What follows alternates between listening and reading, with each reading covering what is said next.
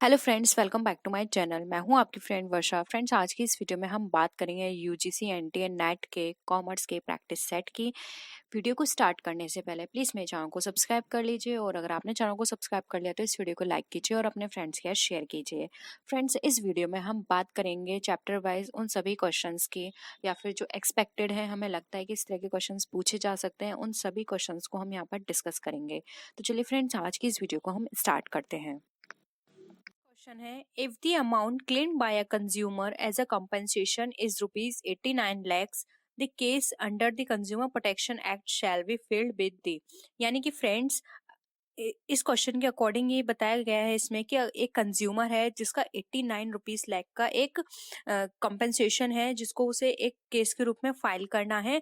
तो वो consumer protection act के अंदर यहाँ पर जो लेवल्स बताए गए हैं उनमें से किस लेवल्स में वो अप्लाई करेगा। ऑप्शंस हैं district consumer redressal forum, second है state consumer dispute redressal commission, third है national consumer dispute redressal commission, या फिर सुप्रीम कोर्ट। तो फ्रेंड्स, अगर हम अभी अपने अमेंडमेंट कंज्यूमर प्रोटेक्शन एक्ट 2018 की बात करें तो उसके अकॉर्डिंग यहाँ बताया गया है कि यहाँ पर जो भी 89 लाख रुपीस गिवन है, तो डिस्ट्रिक्ट की बात करें तो डिस्ट्रिक्ट लेवल पर जो अमाउंट फिक्स किया गया है वो है 1 करोड़। तो इट मीन्स यहाँ पे 89 लाख का जो भी केस है वो डिस्ट्रिक्ट कोर्ट में जाएगा। तो यहाँ पे ऑप्शन 1 हमारा करेक्ट है। नेक्स्ट है, which of the following does not fall within the adjudication of MRTP act. यानी कि फ्रेंड्स, एमआरटीपी कमीशन की जुडिकेशन के अकॉर्डिंग यहाँ पे कौन सी चीज है जो फॉल नहीं करती है, लाई नहीं करती है। ऑप्शन है हमारे prevention of monopolistic trade practices, second है prevention of restrictive trade practices, third है provision of unfair trade practices, और फोर्थ है हमारी रेगुलेशन ऑफ कॉम्बिनेशंस। तो फ्रेंड्स, एमआरटीपी की फुल फॉर्म से अगर हमें पता हो तो उससे हम ये ऑप्शंस अपने इजीली ऑप्ट कर सकते हैं। एमआरटी की फुल फॉर्म है monopolistic restrictive trade practices act. यानी कि फ्रेंड्स, यहाँ पर मोनोपोलिस्टिक की बात की गई है तो हमारा ऑप्शन जो है ये नहीं आएगा। अगर हम यहाँ पर रिस्ट्रिक्टेड ट्रेड प्रैक्टिसेस की बात करें तो हमारा ऑप्शन सेकंड भी नहीं आएगा। और यहाँ पर अगर हम अनफेयर ट्रेड प्रैक्टिसेस की बात करें तो ये भी हम यहाँ पर नहीं आएगा, क्योंकि ये तीनों चीजें तो इसके अंदर अप्लाई की ही गई हैं। यहाँ पर ये पूछा है कि कौन सी चीज यहाँ पे लाई नहीं होगी। तो यहाँ पे ऑप्शन 4 जो हमारा रेगुलेशन ऑफ कॉम्बिनेशंस, वो हमारा यहाँ पर सही होगा, क्योंकि रेगुलेशन ऑफ कॉम्बिनेशन के ऊपर यहाँ पे एमआरटीपी कमीशन के अंदर कुछ भी चीज नहीं बताई गई है। नेक्स्ट है, which of the following is not a part of the economic environment of a business. यानी कि जो इकोनॉमिक एनवायरमेंट है किसी भी बिजनेस का, उसमें से यहाँ पे कौन सी चीज है जो उसका पार्ट नहीं है। फर्स्ट है कॉम्पिटिटिव एनवायरमेंट, सेकंड है इकोनॉमिक सिस्टम, थर्ड है changes in patent laws, and fourth है नन ऑफ द अबव। तो फ्रेंड्स, अगर हम किसी भी बिजनेस के इकोनॉमिक एनवायरमेंट की बात करें तो वहाँ पे कॉम्पिटिटिव एनवायरमेंट की भी बात की जाती है, तो ये ऑप्शन गलत हो जाता है। और अगर हम इकोनॉमिक सिस्टम की बात करें तो इकोनॉमिक एनवायरनमेंट की अगर हम बात करें तो इकोनॉमिक सिस्टम आएगा ही, तो ये भी हमारा गलत हो जाता है। और अगर हम बिजनेस की बात कर रहे हैं तो पेटेंट लॉज में जो भी चेंजेस आ रहे हैं वो भी इसके अंदर आएंगे, तो ये वाला ऑप्शन भी गलत है। तो इसका जो करेक्ट ऑप्शन की बात करें तो यहाँ पे फोर्थ ऑप्शन जो होगा वो हमारा करेक्ट आंसर होगा। नेक्स्ट क्वेश्चन पे आते हैं, laces fair policy is adopted in. यानी कि लेसेस फेयर पॉलिसी जो है वो कौन अडॉप्ट करता है। फ्रेंड्स, इससे पहले हम ये जान लेते हैं लेसेस फेयर पॉलिसी क्या होती है। फ्रेंड, लेसेस फेयर पॉलिसी वो पॉलिसी होती है जिसके अंदर जो प्राइवेट कंपनीज होती हैं या प्राइवेट सेक्टर होते हैं वो फ्री होते हैं। उनके ऊपर किसी तरह का गवर्नमेंट का इंटरवेंशन नहीं होता, किसी भी तरह की कस्टम ड्यूटी को लेके, रूल्स एंड रेगुलेशंस को एक लेके, तो यहाँ पर वो फ्री होते हैं। ऑप्शंस की बात करते हैं, socialist economic system, capitalist economic system, mixed economic system, या कम्युनिस्ट इकोनॉमिक सिस्टम। तो फ्रेंड्स, अगर हम सोशलिस्ट की बात करें तो यहाँ पर गवर्नमेंट की बात की जा रही है, तो ये ऑप्शन गलत है। मिक्स्ड की बात करें तो भी गवर्नमेंट आएगा, ये भी गलत है। और कम्युनिस्ट की बात करें तो यहाँ पे गवर्नमेंट के रूल्स चलते हैं, तो ये भी ऑप्शन गलत हो जाते हैं। तो हमारा जो राइट आंसर होगा वो होगा कैपिटलिस्ट इकोनॉमी। इसके अंदर प्राइवेट सेक्टर की बात की जाती है, यहाँ पे गवर्नमेंट इंटरवेंशन नहीं होता है। नेक्स्ट है, relaxing the restrictions and controls imposed on business and industry means. यानी कि किसी भी बिजनेस एंड इंडस्ट्री पे अगर किसी भी तरह के रिस्ट्रिक्शंस या कंट्रोल्स इम्पोज किए गए हैं और उसको रिलैक्स किया गया है, यानी कि उनको हटाया गया है, तो वो क्या है इसका मतलब? लिबरलाइजेशन से मतलब है, प्राइवेटाइजेशन से मतलब है, ग्लोबलाइजेशन से मतलब है, या नन ऑफ दिस से मतलब है? तो फ्रेंड्स, अगर किसी भी कंपनी या फिर किसी भी बिजनेस या इंडस्ट्री के ऊपर किसी भी तरह के रिस्ट्रिक्शंस या कंट्रोल जो होते हैं उसको रिलैक्स किया जाता है, यानी कि कंट्रोल तो है लेकिन इतना कंट्रोल नहीं है कि वो अपनी किसी भी तरह की डीलिंग ना कर पाए, किसी भी तरह के ट्रांजेक्शन्स ना कर पाए, तो वो हमारी कहलाती है लिबरलाइजेशन। लिबरलाइजेशन के अंदर बहुत सारे रिस्ट्रिक्शंस और जो भी ड्यूटीज होती हैं उनको कम कर दिया जाता है, और जो भी डॉक्यूमेंटेशंस होते हैं उनको भी कम कर दिया गया है, जिससे कि अगर कोई पर्सन किसी अदर कंट्री के साथ डीलिंग करना चाहे तो डील कर पाए। तो इसका हमारा ऑप्शन 1 जो है वो करेक्ट है।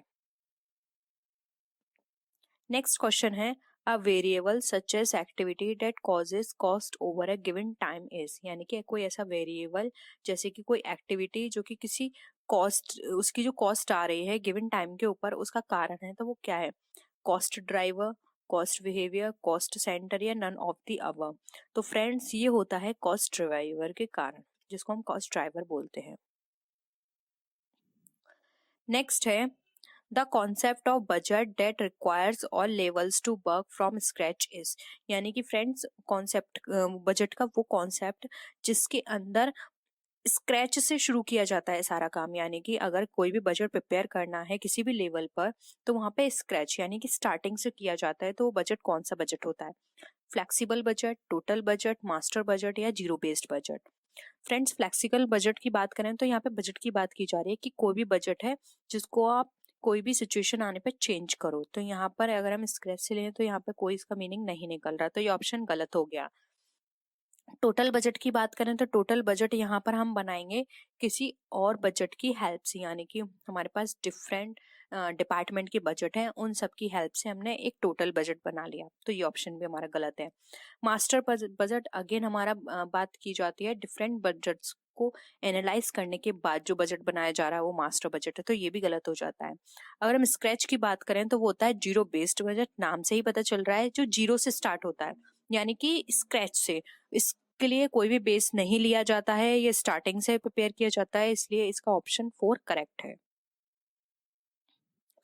नेक्स्ट है, accounting standard on the effect of changes in foreign exchange rate is, यानी कि फ्रेंड्स वो अकाउंटिंग स्टैंडर्ड जिसके अंदर the effect of changes in foreign exchange rate आता है, वो कौन सा अकाउंटिंग स्टैंडर्ड है?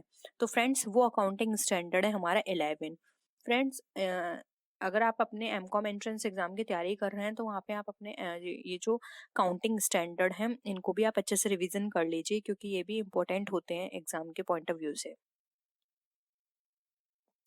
नेक्स्ट है, land is not depreciable asset because, यानी कि फ्रेंड्स लैंड डेप्रिशिएबल असेट नहीं है, क्योंकि इट्स वैल्यू ऑलवेज इंक्रीजेस, इसकी वैल्यू ऑलवेज इंक्रीज होती रहती है। There is no maintenance required, इसके लिए किसी भी तरह की मेंटेनेंस की जरूरत नहीं है।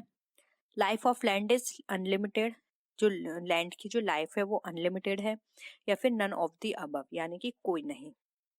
तो फ्रेंड्स, अगर हम लैंड की डेप्रिशिएबल ना होने का कारण जाने तो इसमें ये बोला गया है फर्स्ट ऑप्शन की इसकी वैल्यू इंक्रीज होती रहती है। ऐसा तो बिल्कुल नहीं है, जो कि हमने अपने घर में भी सुना होगा कि उस बिल्डिंग के या उस लैंड के प्राइस डाउन हो गए हैं, वहां की लैंड जो है अब उनके रेट जो है वो कम हो गए हैं, तो ऐसा नहीं है कि ऑलवेज इंक्रीज होती हैं, तो ऑप्शन हमारा गलत हो गया। नेक्स्ट है, there is no maintenance required, ये भी जरूरी नहीं है कि किसी भी लैंड में किसी भी तरह की मेंटेनेंस की जरूरत ना हो, तो ये ऑप्शंस भी गलत है। हमेशा हमारे लिए मेंटेनेंस की जरूरत होती है, हम उस पर कुछ ना कुछ इंफ्रास्ट्रक्चर डेवलप करेंगे, कुछ ना कुछ ऐसा करेंगे जिससे कि हमारा वहाँ पे एज अ रिपेयर या फिर एज अ एक्सपेंस कुछ खर्च होगा। ऑप्शन थर्ड है हमारा, life of land is unlimited. Friends, life of land is unlimited ये बिल्कुल करेक्ट है, तो हम ऑप्शन अपना थर्ड सही बता सकते हैं कि हमारा ऑप्शन थर्ड सही है, क्योंकि कोई भी लैंड कभी भी खत्म नहीं होती, ऐसा नहीं है कि उस लैंड की जो लाइफ है वो खत्म हो गई है, हमेशा वो चलती रहती है। चाहे कितनी ही जनरेशन्स निकल जाएं लेकिन वो लैंड वहीं की वहीं ही रहेगी, तो अनलिमिटेड लाइफ होती है, इसलिए यहाँ पर हम ये बोलेंगे कि लैंड की जो डेप्रिशिएबल असेट्स है वो कभी नहीं कैलकुलेट की जाती, या फिर लैंड की डेप्रिसिएशन कभी कैलकुलेट नहीं की जाती है। नेक्स्ट है, the elasticity of demand for luxury good is, यानी कि जो लग्जरी गुड्स की जो डिमांड है वो किस तरह की होती है, इनफाइनाइट, मोर than one, less than one, या फिर इक्वल टू वन। तो फ्रेंड्स अगर हम लग्जरी गुड की बात करें तो उसकी जो वैल्यू होती है इनफाइनाइट बिल्कुल नहीं होगी, क्योंकि कोई भी ऐसा पर्सन नहीं है कि प्राइस इंक्रीज हो रहे हैं उसके फिर भी उसको हम परचेस करते चले जाएं। लेस देन वन भी नहीं होगी, इक्वल टू वन भी नहीं होगी, तो यहाँ पर होती है मोर देन वन।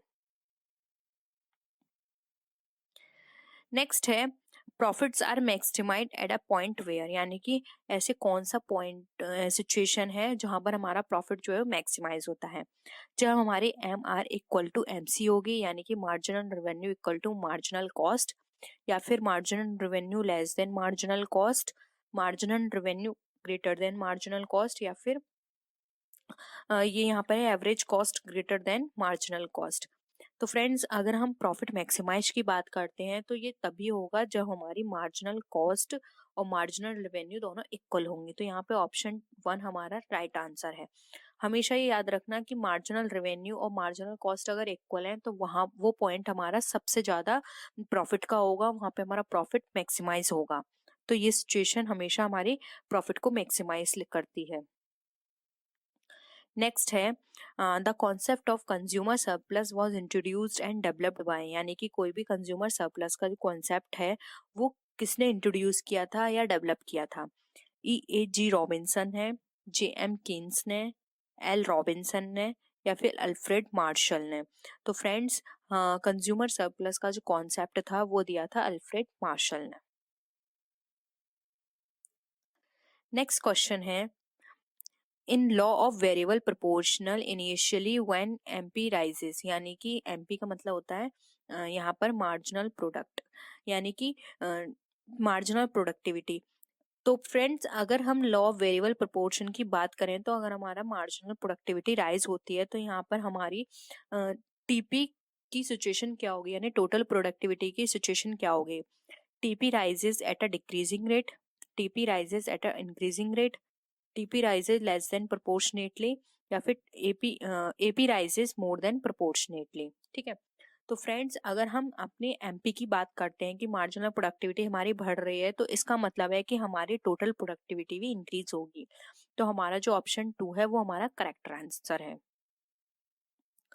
नेक्स्ट है which of the following statement is correct, यानी कि monopolistic charges maximum possible price, यानी कि इसमें से हमें बताना है कि कौन सा स्टेटमेंट करेक्ट है। तो मोनोपोलिस्टिक चार्ज करती है मैक्सिमम पॉसिबल प्राइस को, या फिर मोनोपोलिस्टिक ऑलवेज मेक प्रॉफिट, ये हमेशा प्रॉफिट बनाती है, या फिर monopolistic operates on an elastic demand curve, यानी कि जो मोनोपोलिस्टिक ऑपरेट करती है इन इलास्टिक डिमांड कर्व पर, या फिर नन ऑफ द अबव।